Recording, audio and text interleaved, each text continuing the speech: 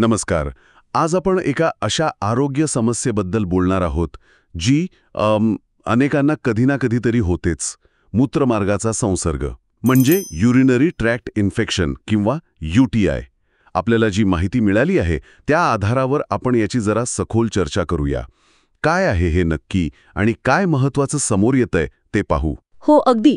UTI म्हणजे काय तर आपल्या मूत्रवाह संस्थेत कुठेही म्हणजे किडनी, मूत्राशय, मूत्रवाहिनी किंवा मूत्रनलिका जीवाणूंचा संसर्ग होणं. हा त्रासदायक असतो खरंय, पण समजून घेतला तर हाताळायला सोपा जातो. सुरुवात लक्षणांपासून करूया का? कारण ती ओळखणं महत्त्वाचं आहे. हो, नक्कीच. कारण सुरुवातीलाच कळलं तर बरं. स्रोतामध्ये लक्षणांवर बरीच माहिती आहे.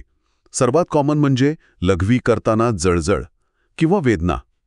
अनेकांना असं वाटतं की सारखं लघवीला जावं लागते, पण प्रत्यक्षात लघवी कमी होते. बरोबर. आणि कधी कधी लघवी गढूळ दिसते किंवा तिला असा एक तीव्र वास येऊ शकतो. ओटीपोटात खालच्या बाजूला दुखणं किंवा दाब जाणवणं हेही एक लक्षण आहे. आणि ते किडनीपर्यंत गेलं तर मग काय? हो, हे लक्षात ठेवायला हवं की जर संसर्ग वर किडनीपर्यंत पोहोचला तर ते जरा गंभीर होऊ शकतं. मग ताप येतो, थंडी वाजते किंवा पाठीच्या बाजूला जरा वरच्या भागात दुखू शकतं. त्यामुळे लक्षणं दिसली की त्याकडे दुर्लक्ष करणं योग्य नाही, अजिबात नाही. बरोबर, अगदी. आता महत्वाचा प्रश्न हे होतं कशामुळे? काय कारण आहेत यामागे? स्रोतात काय म्हटलंय? इथेच तर खरी म्हणजे गंमत आहे. म्हणजे यामागचं जे विज्ञान आहे ते मुख्य कारण अर्थातच जीवाणू, बॅक्टेरिया. आणि यातला मेन प्लेयर म्हणजे इकोलाइव. हे जीवाणू आपल्या आतड्यांमध्ये अगदी नॉर्मली असतात, पण जर ते मूत्रमार्गात गेले तर मग होतो संसर्ग. अच्छा, म्हणजे शरीराच्या एका भागात नॉर्मल असलेले जीवाणू दुसरीकडे प्रॉब्लेम करतात आणि स्त्रियांमध्ये हा धोका जास्त असतो असं ऐकलं. हो ना, कारण स्त्रियांमध्ये मूत्रमार्ग आणि गुदद्वार यातलं अंतर कमी असतं.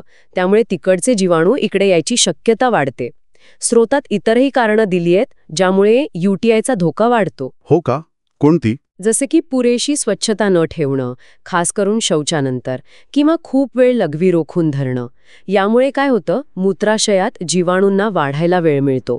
ओ, अच्छा. लैंगिक संबंधांमुळेही जीवाणू मूत्रमार्गात ढकलले जाऊ शकतात.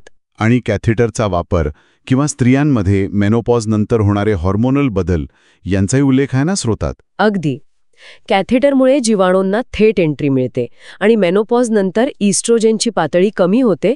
त्यामुळे मूत्रमार्गाचं जे अस्तर असतं त्यात बदल होतात आणि मग संसर्गाचा धोका वाढतो. तर अशी बरीच कारणं आहेत. एक किंवा अनेक एकत्र येऊन UTI होऊ शकतो. हे सगळं समजून घेणं महत्वाचं आहे खरं. आता समजा UTI झालाच, तर मग उपचार काय? स्रोतानुसार पर्याय काय आहेत? सगळ्यात प्रभावी आणि कॉमन उपचार म्हणजे अँटीबायोटिक्स. डॉक्टर तपासतात आणि योग्य अँटीबायोटिकचा कोर्स देतात. तो पूर्ण करणं खूप खूप गरजेचं आहे. म्हणजे बरं वाटायला लागलं तरी कोर्स पूर्ण करायचा. हे महत्वाचं आहे. बरेच जण मध्येच सोडतात औषधं. हो, तेच. आणि वेदना कमी करायला डॉक्टर वेदनाशामक औषधं देऊ शकतात. आणि सगळ्यात महत्त्वाचं म्हणजे भरपूर पाणी पिणं. दिवसातून कमीत कमी 2-3 लिटर. त्याने जीवाणू शरीराबाहेर टाकायला मदत होते, फ्लश आउट होतात. आणि त्या क्रॅनबेरी सप्लिमेंट्सबद्दल काय? त्यांचा उल्लेख आहे, पण ते उपचारांसाठी नाहीत असं म्हटलंय. बरोबर. क्रॅनबेरीमध्ये काही घटक असतात जे जीवाणूंना मूत्रमार्गाच्या भिंतीला चिकटण्यापासून रोखू शकतात असं मानलं जातं. त्यामुळे प्रतिबंधासाठी कदाचित त्याचा फायदा असेलही. पण एकदा इन्फेक्शन झाल्यावर फक्त क्रॅनबेरीवर अवलंबून नाही राहता येत. ते अँटीबायोटिक्सनं पर्याय नाहीत. म्हणजे घरगुती उपाय हे मुख्य उपचारांना सपोर्ट म्हणून ठीक आहेत, त्यांची जागा नाही घेऊ शकत. जसं तुम्ही म्हणालात, भरपूर पाणी पिणं किंवा गोड नसलेला क्रॅनबेरी ज्यूस, तोही प्रमाणात, दही किंवा प्रोबायोटिक्स घेणं, चांगली स्वच्छता ठेवणं. अगदी बरोबर. हे उपाय नक्कीच मदत करतात, पण डॉक्टरांच्या सल्ल्याशिवाय काही करू नये. आता प्रतिबंधाबद्दल बोलूया, कारण उपचार घेण्यापेक्षा ते टाळलेलंच बरं, नाही का? मोठ्या चित्रात पाहिलं तर UTI टाळण्यासाठी काय करता येईल? हो, स्रोतामध्ये काही सोप्या पण महत्त्वाच्या टिप्स आहेत. एक म्हणजे शौचानंतर स्वच्छता करताना नेहमी पुढून मागे पुसावं, म्हणजे गुदवाऱ्याकडचे जीवाणू मूत्रमार्गाकडे यायला नकोत. दुसरं म्हणजे लैंगिक संबंधानंतर लगेच लघवी करावी, म्हणजे जर काही जीवाणू आत गेले असतील तर ते बाहेर टाकले जातील. आणखी काही महत्वाचं? हो, जसं की खूप सुगंधित किंवा केमिकलवाले स्त्री स्वच्छता उत्पादनं टाळावीत. त्याने योनी मार्गाच्या आसपासचा नैसर्गिक बॅलन्स बिघडू शकतो.